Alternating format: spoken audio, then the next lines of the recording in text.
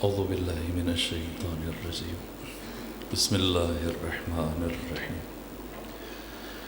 الحمد لله رب العالمين بارئ الخلائق أجمعين الحمد لأهله والصلاة على أهله الصلاة والسلام على سيد الأنبياء والمرسلين العبد المؤيد الرسول المسدد المصطفى الأمجد الحبيب الأحمد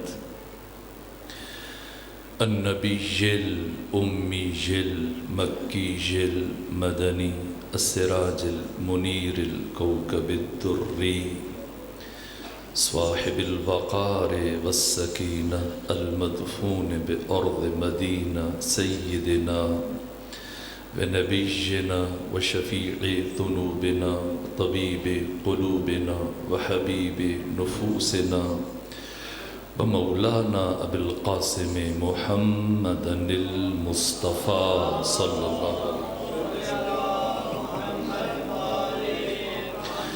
وأهل بيته الأطيبين الأطهرين الأنجبين المأسومين المظلومين ورحمة الله على أحبابهم وأصحابهم وشيعتهم ومحبيهم ومواليهم أجمعين ولعنة الله على أعدائهم ومنكري فضائلهم وغاصبي حقوقهم من جمع عداوتهم إلى الآن ومن الآن إلى قيام يوم الدين وبعد يوم الدين أما بعد فقد قال حق سبحانه في القرآن بسم الله الرحمن الرحيم والفجر وليال عشر والشفع والوتر والليل إذا يسر هل في ذلك قسم لذي حجر يا أيتها النفس المطمئنة ارجعي إلى ربك راضية مرضية فادخلي في عبادي وادخلي جنتي صلوات بجی خاندان فاطمہ پر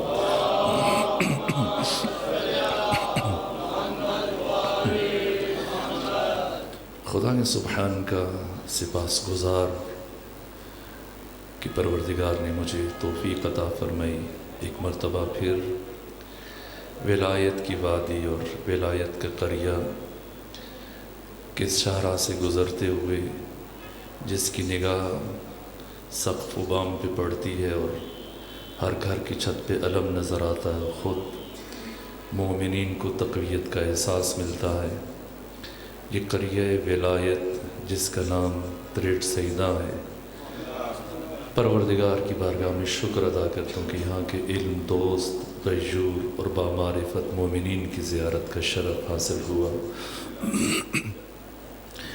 چونکہ یہ ایام شمسی اعتبار سے سرور و سالار شہیدان امام حریت، امام عزت، امام انقلاب، راکب دوش رسول، سید شباب اہل الجنہ حسین ابن علی علیہ آلہ و طیت و ثنا کے اسی مناسبت سے میں نے قرآن مجید کی ایک معروف سورہ مبارکہ فجر کی 9 آیات کی تلاوت کا شرف حاصل کیا۔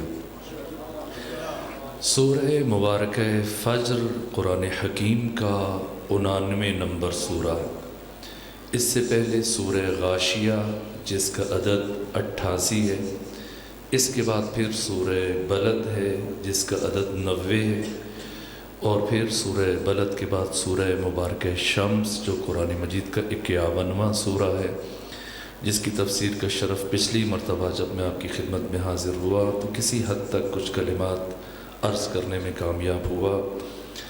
سورہ مبارکہ فجر، اس سورہ کو سورہ امام حسین علیہ السلام بھی کہا جاتا ہے، اور ابو جعفر یعقوب کلینی نے اصول کافی میں یہ حدیث ذکر کی کہ امام صادق کے صحابی ابو بصیر ایک مرتبہ امام کے محضر میں حاضر تھے، تو صادق آل محمد نے فرمایا اے ابو بصیر اپنی واجب اور مستحب نمازوں میں سورہ فجر کی تلاوت کیا کرو۔ ابو بصیر نے عرض کیا فرزند رسول اس کی کچھ خاص وجہ ہے؟ فرمایا ہاں، اس لیے کہ یہ سورہ میرے جد بزرگوار میرے دادا حسین ابن علی علیہ السلام سے متعلق ہے۔ ابو بصیر نے عرض کیا فرزند رسول اس سورہ میں تو قوم عاد، قوم ثمود، فرعون اور فرعونیوں کا ذکر کیا جا رہا ہے اور ان کی عاقبت اور انجام کو بیان کیا جا رہا ہے، تو آپ نے کس زاویے سے کہا کہ یہ آپ کے دادا حسین ابن علی کا سورہ ہے؟ فرمایا اس سورہ کے آخر میں پروردگار جو ارشاد فرما رہے یا ایتھا النفس المطمئنہ، اے نفس مطمئنہ، اس سورہ میں نفس مطمئنہ سے مراد میرے دادا حسین ابن علی علیہ السلام ہے۔ میرے عزیزو، اس سورہ کا آغاز قسموں سے ہوا۔ قرآن مجید کی کل 114 سورے، جن میں 70 سورتوں کے شروع میں اللہ نے کوئی قسم نہیں اٹھائی، باقی 44 سورتوں میں اللہ نے 118 قسمیں استعمال کی۔ کسی سورہ کے شروع میں اللہ نے ایک قسم اٹھائی، جیسے سورہ عصر، کہیں 2 قسمیں اٹھائیں جیسے سورہ ضحیٰ، کہیں پروردگار نے 3 قسمیں اٹھائیں جیسے سورہ مبارکہ العادیات، کہیں 4 قسمیں اٹھائیں جیسے سورہ مبارکہ 3، اور کہیں اللہ نے 5 قسمیں اٹھائیں جیسے سورہ مبارکہ فجر۔ پھر سورہ مبارکہ فجر کے بعد پروردگار نے صرف ایک مقام پر اس سے زیادہ قسمیں اٹھائیں، وہ وہی سورہ مبارکہ شمس ہے، جس کی تفسیر کا شرف میں نے پچھلی مرتبہ حاصل کیا کہ کل 15 آیتیں ہیں، اور 15 میں سے پہلی 7 آیتوں میں اللہ نے مسلسل 11 قسمیں اٹھائیں۔ سورہ مبارکہ شمس کے بعد جس سورہ میں اللہ نے سب سے زیادہ قسمیں اٹھائیں یہ سورہ فجر ہے۔ سب سے پہلی قسم والفجر، مجھے وقت فجر کی قسم، ولیال عشر، اور مجھے 10 راتوں کی قسم، والشفع والوتر، مجھے جفت کی قسم اور مجھے طاق کی قسم، واللیل اذا یسر، اور مجھے رات کی قسم جب وہ ڈھلنے لگے۔ اور اس کے بعد فرمایا حل فی ذالک قسم لذی حجر، 5ویں آیت میں پروردگار نے ہر عاقل، ہر ذی شعور اور ہر صاحب بصیرت کو دعوت فکر دی، استفہامی انکاری، خدا سوال نہیں پوچھ رہا بلکہ دعوت فکر دے رہا ہے۔ حل فی ذالک قسم لذی حجر، کیا ان قسموں میں سے کوئی قسم صاحب خرد اور صاحب عقل کے لیے نہیں ہے؟ یہ دعوت دی۔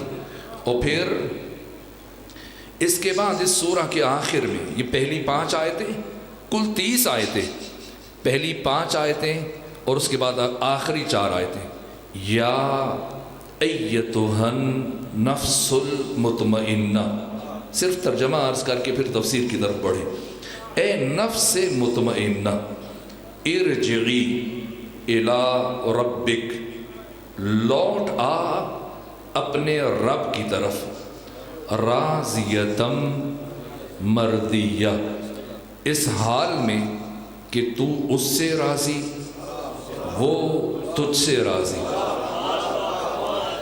فادخلی فی عبادی، اور میرے بندوں میں داخل ہو جائیے، وادخلی جنتی، اور میری جنت میں داخل ہو جائیے۔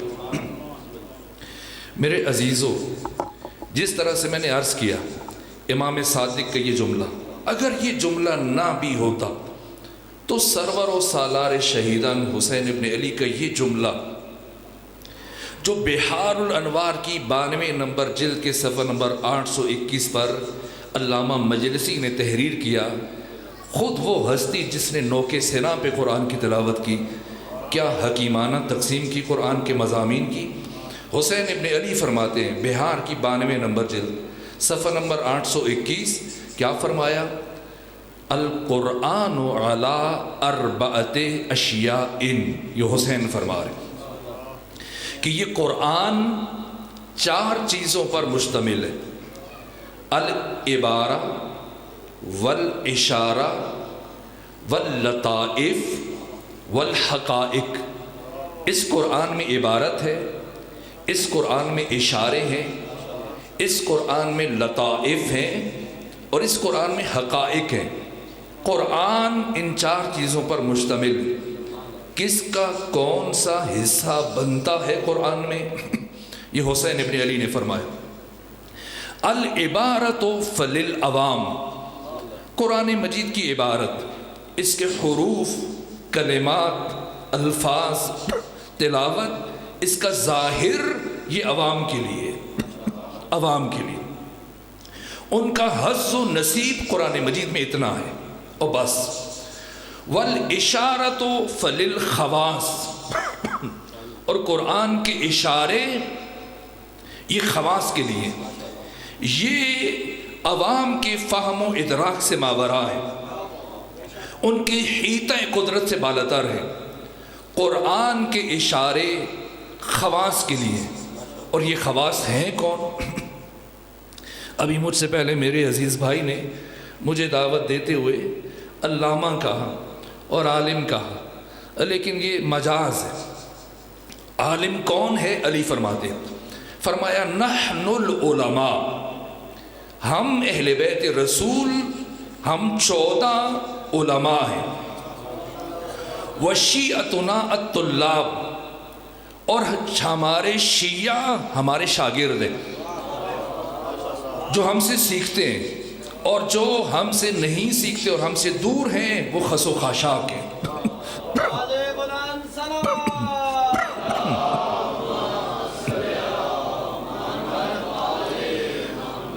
تو ہم چونکہ شاگرد ہیں تو شاگردوں میں کچھ سینئر ہیں، کچھ جونیئر ہیں، تو جونیئر شاگرد سینئر کو کہہ دیتا ہے یہ عالم ہے، ورنہ ہم سب کے سب مکتب اہل بیت کے شاگرد ہیں، اور جو مکتب اہل بیت کا شاگرد ہے وہ خاص ہے، اور جو خاص ہے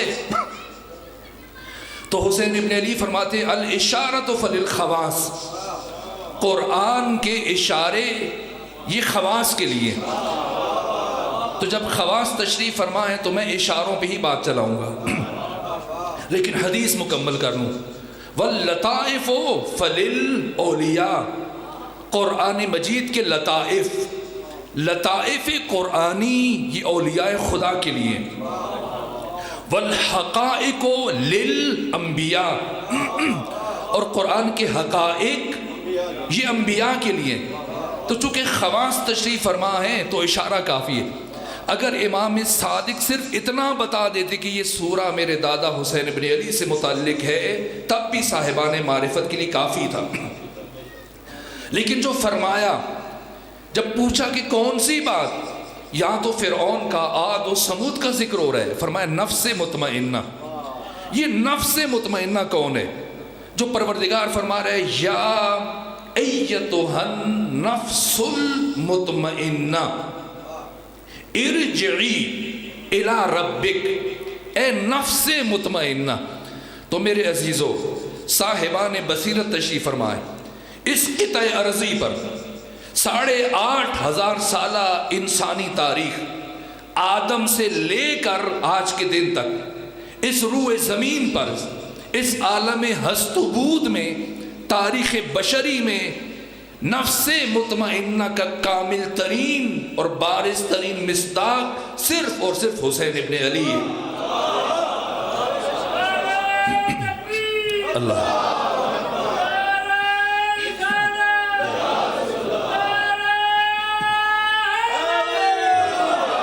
یہ تو امام صادق نے فرمایا، اور کس نے اعتراف کیا؟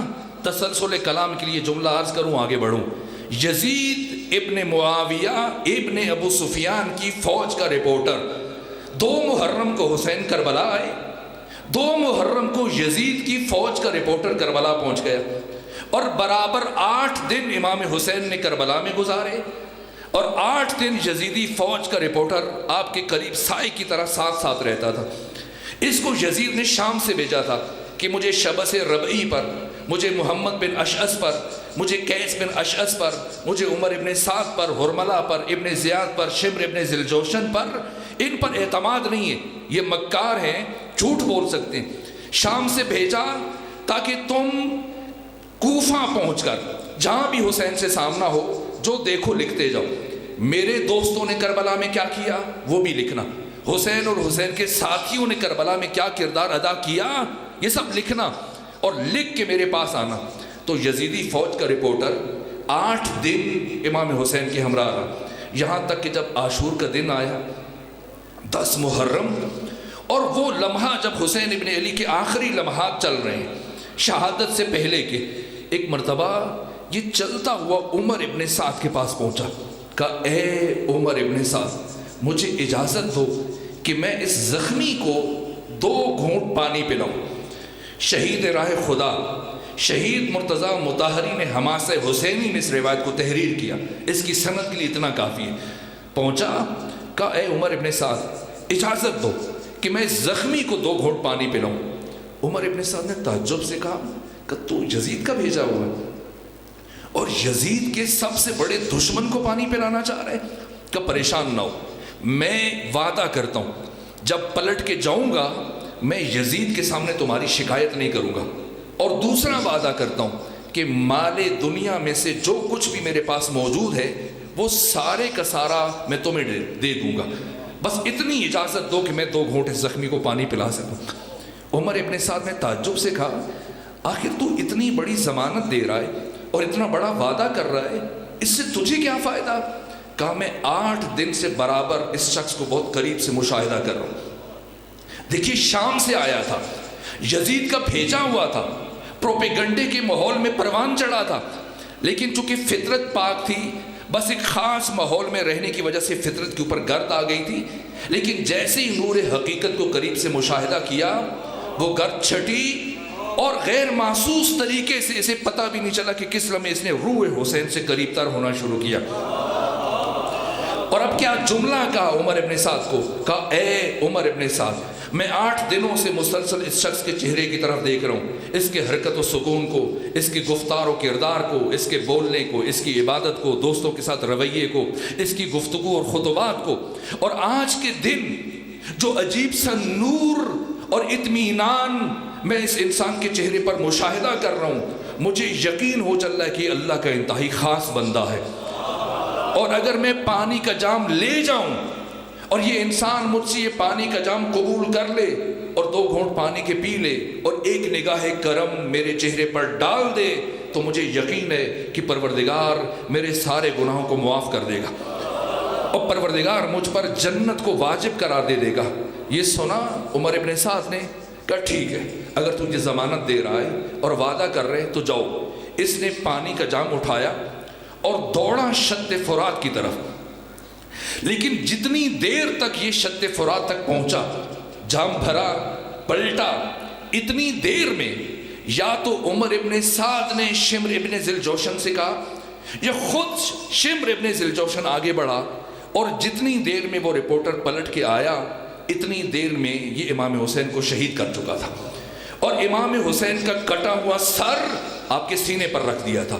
لیکن جو عجیب بات ہے جس کے لیے میں نے آپ کو یہ روایت عرض کرنے کے لیے زحمت دی، یزید کی فوج کا رپورٹر اپنے ہاتھ میں پانی کا جام لیے آگے بڑھتا چلا گیا، یہاں تک کہ بہت قریب پہنچ کر اس نے یہ پانی کا جام حسین ابن علی کے کٹے ہوئے ہونٹوں سے لگا دیا، اور جب پانی زمین پر گرنے لگا تو عمر ابن سعد چلایا کہ اے یزیدی فوج کے رپورٹر، کیا تو نے دیکھا ہے کہ کٹا ہوا سر بھی پانی پی سکے؟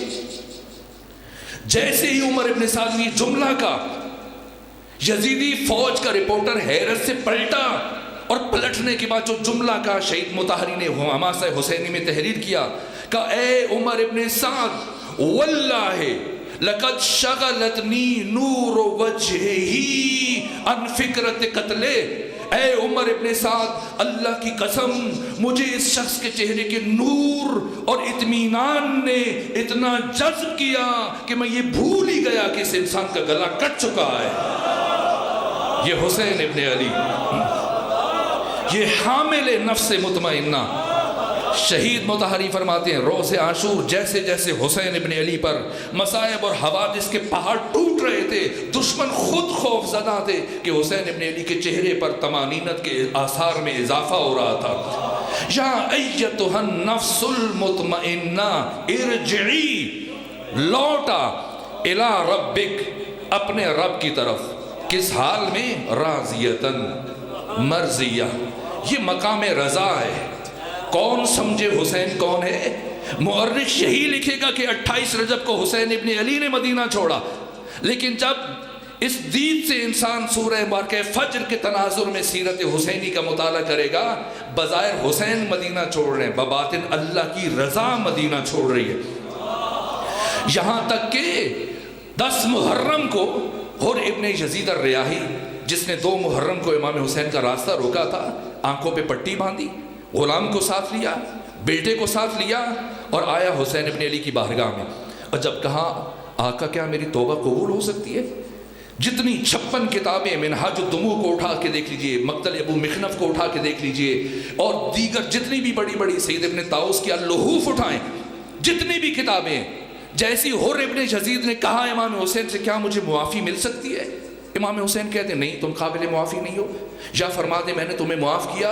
نہ، کیا فرمایا؟ جائے مقتل کی کوئی کتاب اٹھا کے دیکھیں، حسین کون ہے؟ روز عاشور اپنا تعارف فرما رہے ہیں۔ جیسی حر نے کہا کیا مجھے معافی مل سکتی ہے؟ فرمایا حر جا، اللہ نے تجھے معاف کیا۔ حسین اللہ کی رضا کا مظہر، حسین مقام رضا الہی پر فائز ہیں، خدا اور حسین کی مشیت میں وحدت ہے۔ یا ایتھا النفس المطمئنہ ارجعی الی ربک راضیۃ مرضیہ فادخلی فی عبادی، تم میرے بندوں میں داخل ہو جائیے۔ عبد ہونا اور ہے، اللہ کا عبد ہونا یہ اور ہے۔ کیسے عرض کروں؟ اور بہتر ہے کہ میں مرحوم اقبال کے شعر سے استعانت لوں۔ کیا خوبصورت کہا، کیسے فرق بیان کیا عبد کا اور عبد خدا کا۔ کہا عبد دیگر عبدہ شیء دیگر، یہ اقبال کہہ رہے ہیں عبد اور ہے، عبدہ، یہ جو سورہ فجر میں پروردگار حسین سے کہہ رہے ہیں فادخلی فی عبادی، میرے بندوں میں آ جائیے۔ یہ کون بندے ہیں خدا کے؟ تو اقبال کہہ رہے ہیں عبد دیگر عبدہ شیء دیگر، ان سراپا انتظار ان منتظر۔ عبد اور ہے، عبدہ اور ہے۔ عبد وہ ہے جو کوہ طور پہ کھڑے ہو کر حق تعالیٰ کے نور کے ظہور کی تجلی کا انتظار کر رہا ہے، اور عبدہ وہ ہے جس کا بزم عرش پر خود خدا انتظار کر رہا ہے۔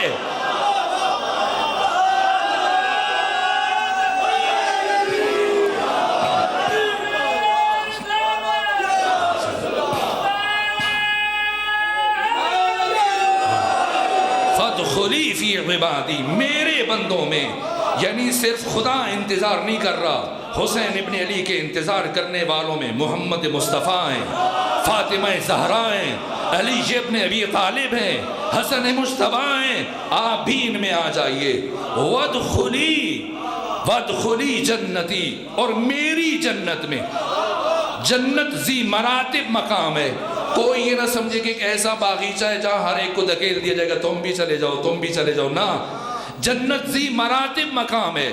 اور میں نے بہار میں علامہ مجلسی کی یہ حدیث پڑھی امام صادق سے، کہا کہ اہل جنت 70,000 سال میں ایک مرتبہ ان کو یہ شرف عطا کیا جائے گا کہ 70,000 سال میں ایک مرتبہ حسین ابن علی کے چہرے کی زیارت کا شرف حاصل کریں گے۔ لیکن جنت کے درجات میں ابھی عرض کروں گا. فادخلی فی عبادی وادخلی جنتی. آئیے قسموں کی طرف تاکہ ابتدائی مرحلہ طے ہو جائے اور تفصیلات پھر کبھی عرض کروں گا.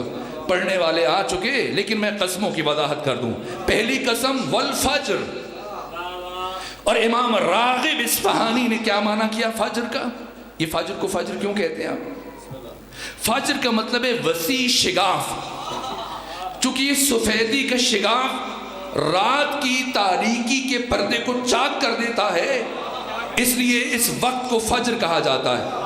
اور اللہ نے قرآن میں حسین ابن علی کو فجر سے تشبیہ دی، یعنی نور حسین. دیکھیے ابھی رات ہے لیکن آپ دیکھ رہے ہیں چونکہ روشنی ہے، لیکن اگر چراغ بند ہو جائے تو رات کے وقت آپ ایک دوسرے کو نہیں پہچان سکتے کہ یہ اظہار شاہ صاحب ہیں، یہ مولانا صاحب ہیں، یہ سید صاحب ہیں.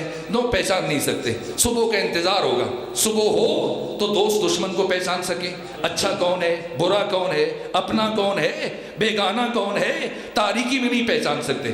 تو اللہ حسین ابن علی کو فجر سے تشبیہ دے کے بتا رہا ہے کہ حسین وہ نور ہے جس نے آ کر بنو امیہ کے ناپاک چہروں سے اس طرح سے نقاب کو الٹا ہے کہ اب قیامت تک آنے والے باشعور انسان ان کے مکروہ چہروں کو دیکھ کے نتیجہ لے لیں گے کہ یہی اسلام دشمن ہے.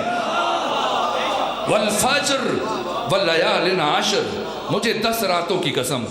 یہ کون سی 10 راتیں ہیں؟ اگر فجر سے مراد حسین ابن علی ہیں تو 10 راتوں سے مراد وہی 10 راتیں جو حسین ابن علی سے منسوب ہیں، یعنی محرم کی پہلی 10 راتیں، یکم محرم سے لے کر 10 محرم تک. والفجر واللیال عشر والشفع والوتر. شفع یعنی جفت، یعنی اکٹھے. اس وقت کی قسم جب سب موجود تھے، سب اکٹھے تھے. والوتر جو زیارت میں پڑھتے ہیں السلام علیک یا وتر الموتور. اس وقت کی قسم جب حسین تنہا رہ گیا. واللیل اذا یسر. اور قسم ہے رات کی جب وہ ڈھلنے لگے. یہ کون سی رات ہے جس کی قسم پروردگار اٹھا رہا ہے؟ اس کی طرف آئیں گے. لیکن فجر کے بارے میں ایک اور جملہ عرض کروں. دیکھیے ابھی دوست نماز مغرب پڑھ کے آئے، نماز عشاء پڑھ کے آئے. میں نے بھی جلدی پڑھی تاکہ تاخیر نہ ہو جائے اور شامل ہو جائیں اس ذکر میں آپ کے ساتھ. تو سب سے پہلے کون سی نماز فرض ہوئی؟ سب سے پہلے ظہر کی نماز فرض ہوئی، اور پھر عصر کی، پھر مغرب کی، پھر عشاء کی، اور آخر میں فجر کی. تو مکہ میں ان 5 نمازوں کی رکعتوں کی تعداد کیا تھی؟ 10 تھی. 10. اور یہ کوئی اختلافی مسئلہ نہیں ہے. سیرت کی سب سے پہلی کتاب جو ابن اسحاق نے لکھی، ابن حشام نے لکھی، اور اس کے بعد آج 11 سال پہلے مصر کے مایاناس اہل حدیث عالم امام ناصر الدین البانی، ان تک آ جائیے. برے صغیر پاک و ہند میں مولانا شبلی نعمانی جنہوں نے سیرت النبی لکھی ہے، سید سلمان ندوی، اس سے پہلے تاریخ طبری اٹھائیں، تاریخ ابن خلدون اٹھائیں، اصول الغابہ اٹھائیں، مروج و ذاب اٹھائیں، تاریخ مسعودی اٹھائیں، ابن اسیر کی الکامل اٹھا لیجیے، البدایہ والنہایہ اٹھائیے، ابن کثیر کی جتنی بھی تاریخ کی کتابیں ہیں، تاریخ مدینہ و دمشق، ابو بکر خطیب بغدادی کی تاریخ بغدادی، جتنی بھی حدیث اور تاریخ اور سیرت کی کتابیں، سب کا اجماع ہے کہ مکہ میں ان 5 نمازوں کی رکعتوں کی تعداد 10 تھی. 2 فجر کی، 2 ظہر کی، 2 عصر کی، 2 مغرب کی، 2 عشاء کی. اور پھر مدینہ پہنچنے کے بعد دوسرے سال مزید 7 رکعتوں کا اضافہ ہوا. فجر کی بدستور 2 رہی، ظہر کے ساتھ 2 کا اضافہ ہو گیا، عصر کے ساتھ 2 کا اضافہ ہو گیا، مغرب کے ساتھ 1 کا اضافہ ہوا، عشاء کے ساتھ پھر 2 کا اضافہ ہو گیا. تو پروردگار نے 7 رکعتوں کا مدینے پہنچنے کے دوسرے سال اضافہ کیا. تو 7 کا اضافہ کیوں ہوا؟ یا تو 10 رہنے دی جاتی، یا 10 کے ساتھ 10 کا اضافہ کر دیا جاتا، یا 10 کے ساتھ 5 کا، ہر نماز کے ساتھ 1 کا. اللہ کیا مزاج تو نہیں ہے جیسے ہم تقسیم کرتے ہو، کسی کو 2 پکڑا دیں، کسی کو 3 دے دیں، کسی کو 4 دے دیں. اللہ مزاج نہیں رکھتا. اللہ کیا کیفیتیں نہیں ہیں جیسے ہم موڈ میں آ جاتے ہیں. پروردگار کے موڈ کا تصور نہیں ہے. اللہ کیفیتوں کا خالق ہے، اللہ مزاج کا خالق ہے. اللہ سبحان ہے، منزہ ہے، پاک ہے کیفیتوں سے، مزاج سے. تو پھر کیوں ظہر میں 2 رکعتیں، عصر میں 2، عشاء میں 2، یہاں 2 رکعتوں کا اضافہ کیا. مغرب میں صرف 1 اور فجر میں کسی رکعت کا اضافہ نہیں کیا، تو کیا حکمت ہے پروردگار کی طرف سے؟ سب سے پہلے جو نماز فرض ہوئی یہ نماز ظہر ہے۔ اول جعل میں شاعر اعظم خدائے حکیم نے، خدائے سبحان نے 2 رکعتیں فرض کی، اور پھر مدینہ پہنچنے کے بعد ان 2 رکعتوں میں مزید 2 رکعتوں کا اضافہ ہوا، احترام مصطفیٰ میں، اعزاز مصطفیٰ میں۔ یہ 2 رکعتیں اعزاز مصطفیٰ کی تجلی کا مظہر ہیں، اور ظہر کی 2 نمازیں نور مصطفی کی تجلی کا ظہور ہے۔ ان سے خمینی بت شکن نے بیان کیا، آیت اللہ حسن زادہ آمنی نے بیان کیا، ابن عربی نے بیان کیا، یہ 2 رکعتیں نور مصطفیٰ کی تجلی کا مظہر ہے۔ ادب مصطفیٰ میں اللہ نے اپنی بندگی کے لیے 2 رکعتیں اضافہ کی۔ عصر کی 2 رکعتیں نور علی کی تجلی کا مظہر ہے، مغرب کی 1 رکعت نور فاطمہ زہرا کی تجلی کا مظہر، عشاء کی 2 رکعتیں نور حسن مجتبی کی تجلی کا ظہور۔ لیکن فجر کی 2 رکعتیں بدستور 2 رہیں، کیوں؟ پروردگار بشر کو یہ پیغام دینا چاہ رہے کہ سمجھ لو اور جان لو، جو میرا ہے وہ حسین کا ہے، اور جو حسین کا ہے وہ میرا ہے۔ آپ اگر گھر میں 63 سجدہ میں تو اسی ترتیب سے پڑھیں گے، فجر کی 2 پڑھیں گے، ظہر کی 4، عصر کی 4، مغرب کی 3، عشاء کی 4۔ لیکن اگر یہاں سے آگے چلے جائیں، دوسرے شہر چلے جائیں، 48 کلومیٹر آنے جانے کے بن جائیں، 24 کلومیٹر ایک طرف کے بن جائیں، آپ کیا کریں گے؟ قصر کریں گے، یعنی 4 رکعتی نماز کو 2 رکعتی پڑھیں گے، ظہر 4 کے بجائے 2 پڑھیں گے، عصر 4 کے بجائے 2 پڑھیں گے، عشاء 4 کے بجائے 2 پڑھیں گے۔ لیکن مغرب میں کمی نہیں ہوگی کہ 3 میں کم کر کے 2 کر دیں، 1 کو چھوڑ دیں۔ فجر میں کمی نہیں ہوگی، کیوں؟ پروردگار خدائے حکیم خالق عقل جب ظہر و عصر و عشاء میں تخفیف کی گنجائش ہے اور قصر کی گنجائش ہے، تو پھر مغرب و فجر میں تخفیف کیوں نہیں رکھی؟ تو پروردگار اس عمل سے باشعور انسان کو یہ پیغام دے رہا ہے کہ دیکھ، میں اپنا حق بھی معاف کر سکتا ہوں، مصطفیٰ کا حق بھی معاف کر سکتا ہوں، علی کا حق بھی معاف کر سکتا ہوں، حسن مجتبی کا بھی حق معاف کر سکتا ہوں، لیکن میں کبھی بھی نہ حق فاطمہ معاف کر سکتا ہوں اور نہ کبھی حق کے حسین ابن علی معاف کر سکتا ہوں۔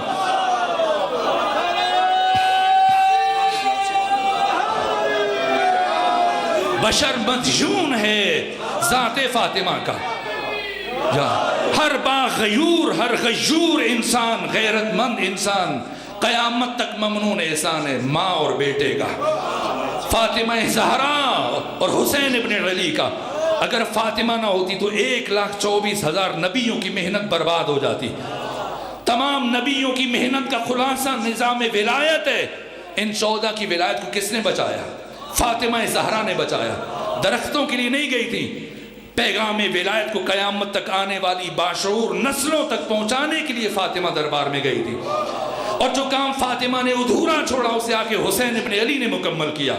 حسین ابن علی وارث انبیاء ہیں۔ میں آپ سے پوچھتا ہوں، تریٹ کا یہ غیور باشعور با معرفت مومنین کہ جو واقعاً میں آپ کی غیبت میں بھی یہ جملے کہا کرتا ہوں، کئی مرتبہ مختلف شہروں میں جب بات چھڑی ہوتا ہے، بھئی پوچھا بھی جاتا ہے آپ کو کہاں کے سامعین اچھے لگتے ہیں، کون سے سامعین کی سماعت بہتر ہے۔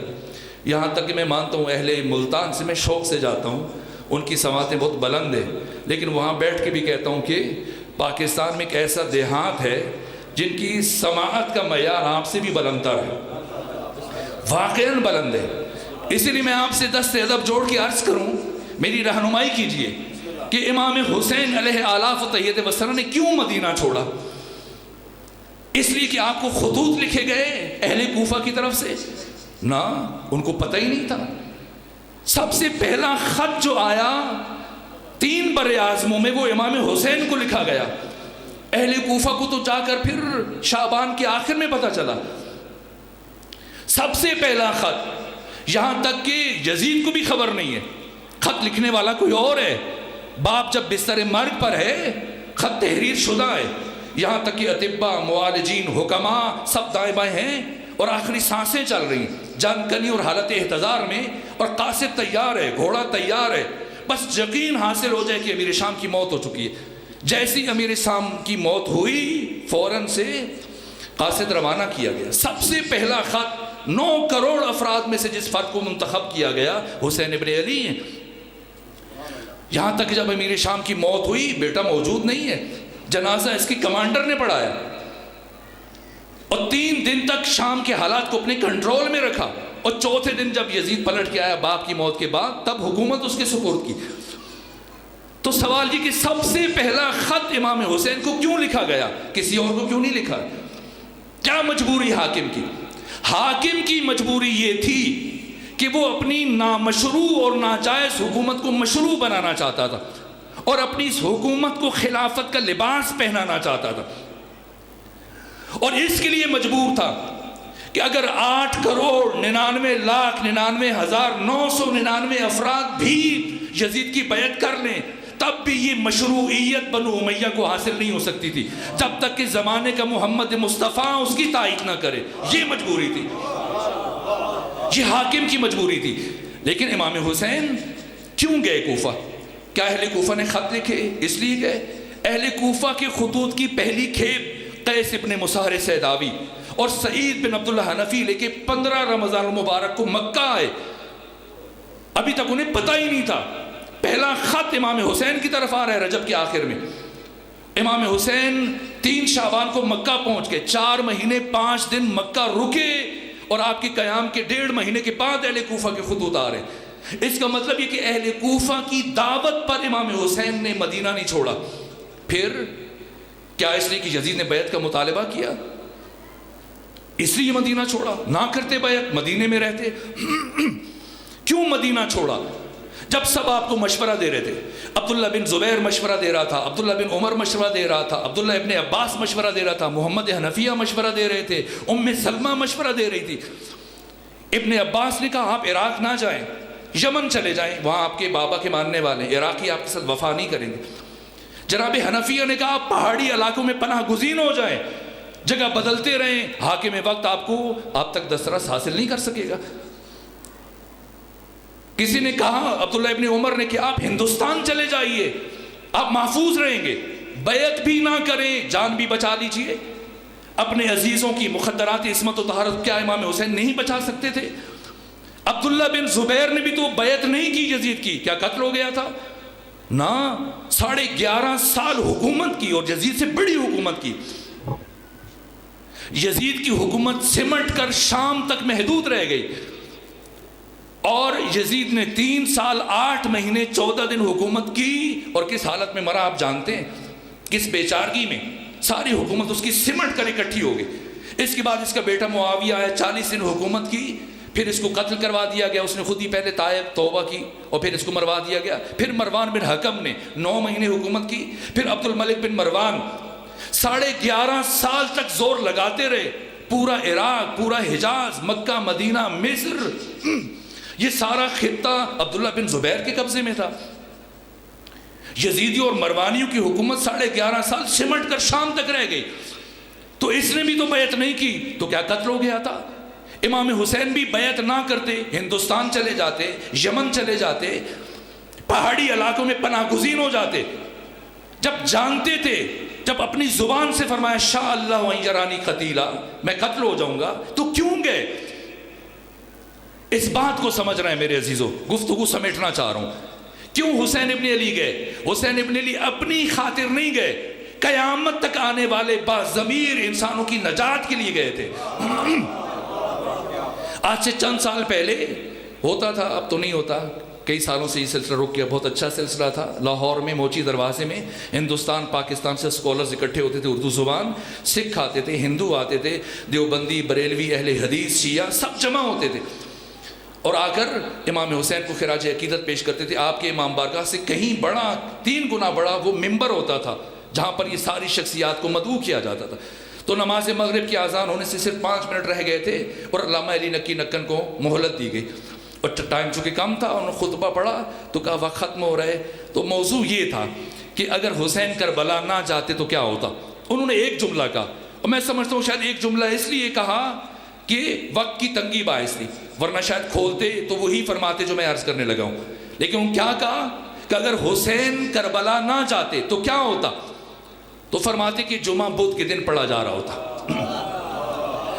لیکن میرے عزیزوں صرف نماز جمعہ بدھ کے دن نہ پڑھی جا رہی ہوتی، بلکہ ہر معروف منکر بن چکا ہوتا، ہر منکر معروف بن چکا ہوتا آپ کی مسجدوں میں، آپ کے گھروں میں، آپ کے شادی حالوں میں، آپ کے مولوی صاحب سر پر پگڑی پہن کر یا سر کے اوپر ٹوپی پہن کر، کاندھوں پہ ردا رکھ کر، ہاتھ میں تسبیح پکڑ کے آپ کی محفل میں آتے، ماں اور بیٹے کا نکاح پڑھتے، بہن اور بھائی کا نکاح پڑھتے، مٹھائیاں تقسیم ہوتی، چھوارے تقسیم ہوتے، وہ اپنی فیس جیب میں ڈالتے اور آپ ان کو رخصت کر کے ایک دوسرے کو مبارکباد دیتے، اور کسی کو احساس تک نہ ہوتا یہ حسین ہے بنام دین، جس کے پاس جو کچھ ہے، تسبیح ہے، لوٹا ہے، مسجد ہے، خمس ہے، مدرسہ ہے، زکوٰۃ ہے، جو کچھ ہے، نماز روزہ، صرف اور صرف حسین ابن علی کی وجہ سے ہے۔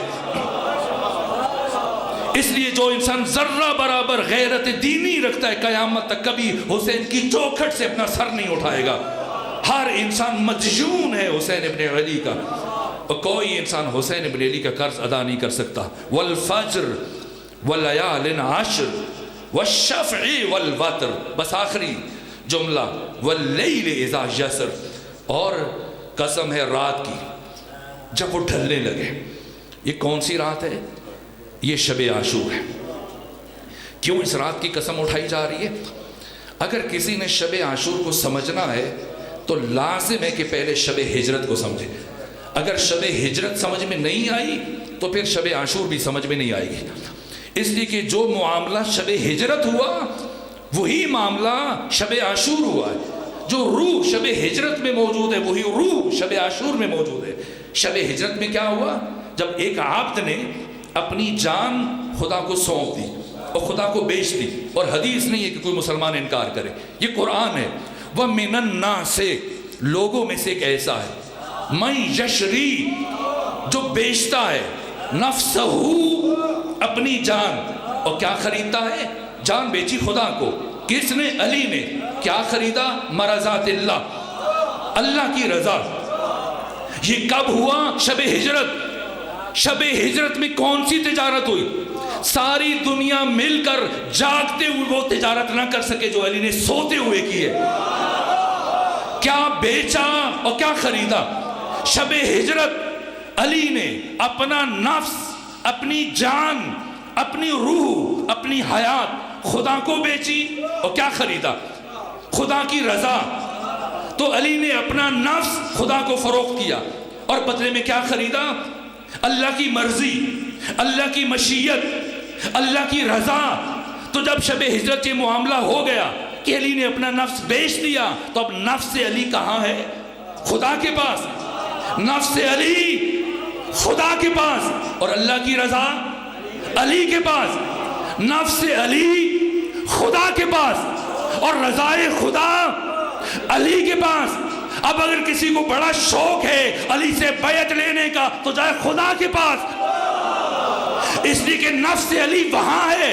اور اگر کسی کو رضی اللہ بننے کا شوق ہے تو آئے علی کے دروازے پر۔ اگر کسی کا سر علی کے دروازے پر جھک گیا تو رضی اللہ ہے، اور اگر سر نہ جھکا رضی اللہ تو نہیں بنے گا، لعنت اللہ علیہ یقیناً بن جائے گا۔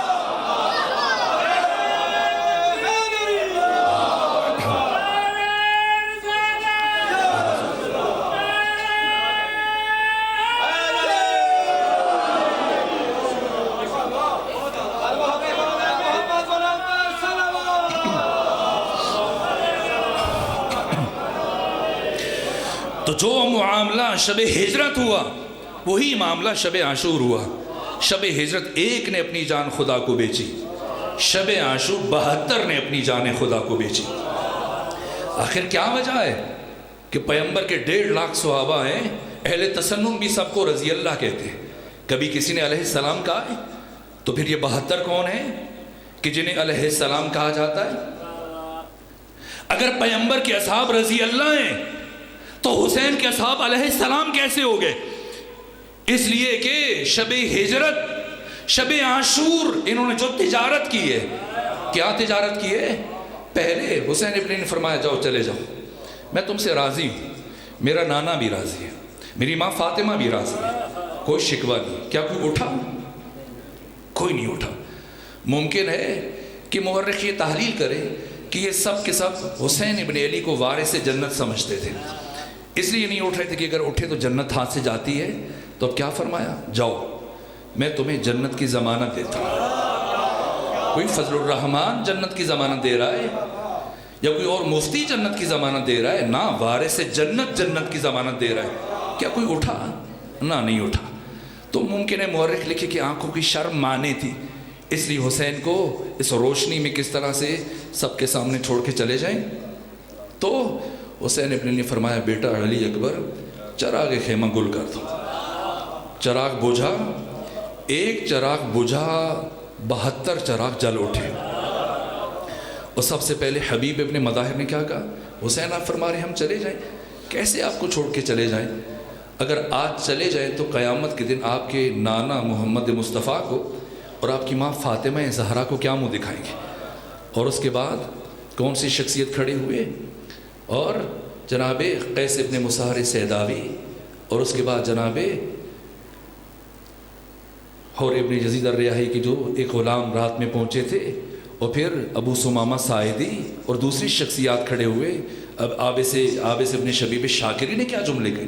کہا کہ اے حسین ابن علی اگر یہ تو دنیا فانی ہے، اگر فرض کر لیے جہان ابدی اور یہ بھی فرض کر لیا جائے کہ ہم نے اس میں ہمیشہ رہنا ہے، تو بھی ہم اپنی جان آپ کے قدموں پر قربان کر دیں گے.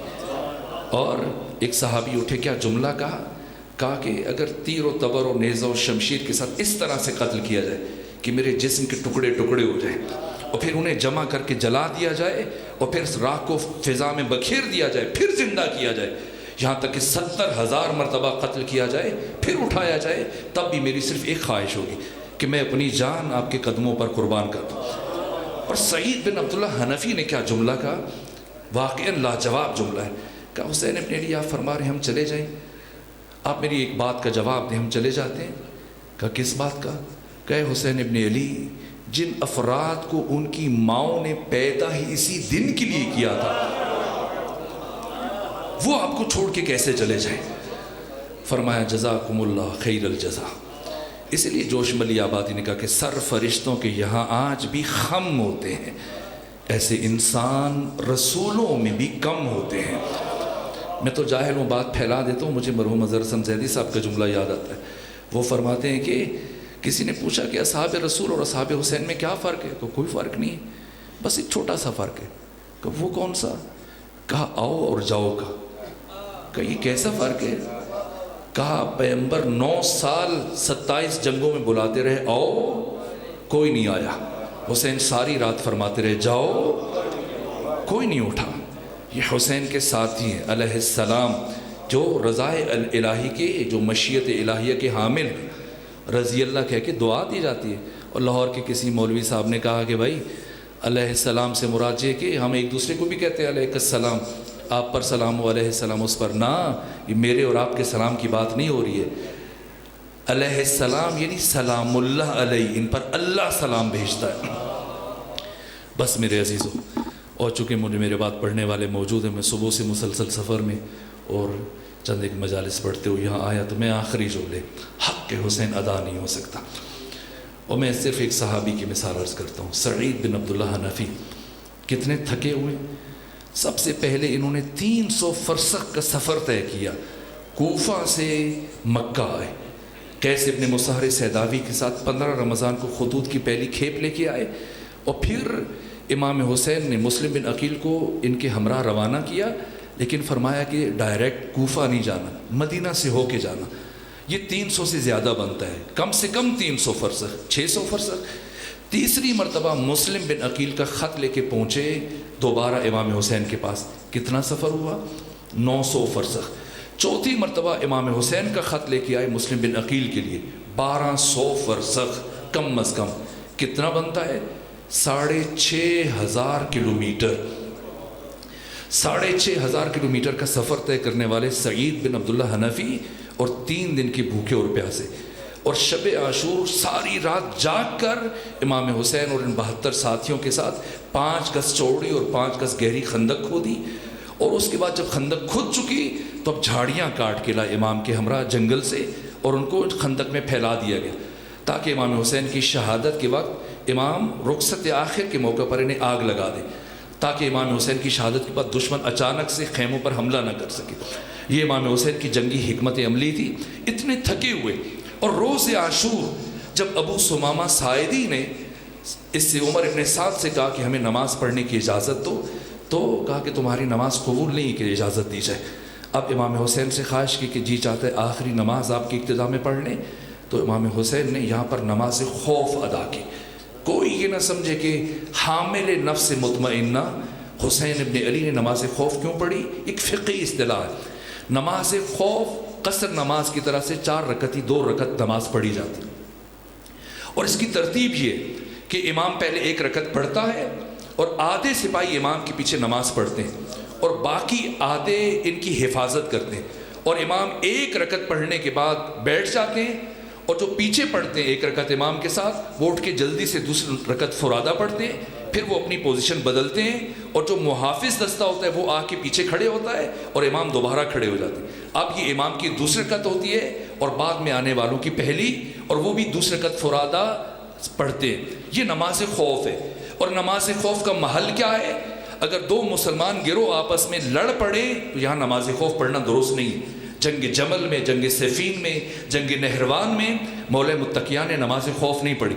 نماز خوف ہمیشہ تب پڑھی جاتی ہے جب مسلمانوں کی جنگ کافروں کے ساتھ ہو۔ روز عاشور امام حسین نے میدان کربلا میں نماز خوف پڑھ کر دشمن کے کفر پر مہر تصدیق ثبت کر دی کہ خبردار کوئی میرے دشمن کو مسلمان نہ سمجھے۔ اب جیسی نماز شروع کی، ابو ثمامہ ساعدی اور سعید بن عبداللہ حنفی امام حسین کے بالکل سامنے کھڑے، اور دشمنان نماز نے تیر برسانا شروع کی، یہاں تک کہ 70 سے زیادہ تیر سعید بن عبداللہ حنفی کے جسم میں پیوست ہو گئے۔ ایک انسان کی موت کے لیے 1 تیر کافی ہے، 2 تیر، 3 تیر، 4 تیر، لیکن سعید کھڑے ہیں کیوں؟ عشق حسین میں، کہ اگر میں گر گیا تو کوئی تیر فرزند فاطمہ کو لگ جائے گا، چھو جائے گا، اس لیے اپنی قوت ارادی پر عشق حسینی میں کھڑے رہے، یہاں تک کہ سر سے لے کے پاؤں تک 72 سے زیادہ تیر پیوست ہیں۔ اور جیسے ہی امام حسین نے کہا السلام علیکم ورحمۃ اللہ وبرکاتہ، اب سعید گرے، اور جب گرے تو اتنی کثرت سے تیر لگے ہوئے تھے کہ زمین پر آپ کا جسم نہیں آیا، تیروں پر معلق ہو گئے، اور گرنے کی وجہ سے یہ تیر مزید آپ کے جسم میں پیوست ہو گئے، اور تیر جب جسم میں مزید پیوست ہوئے، آخری سانسیں سنیں گے۔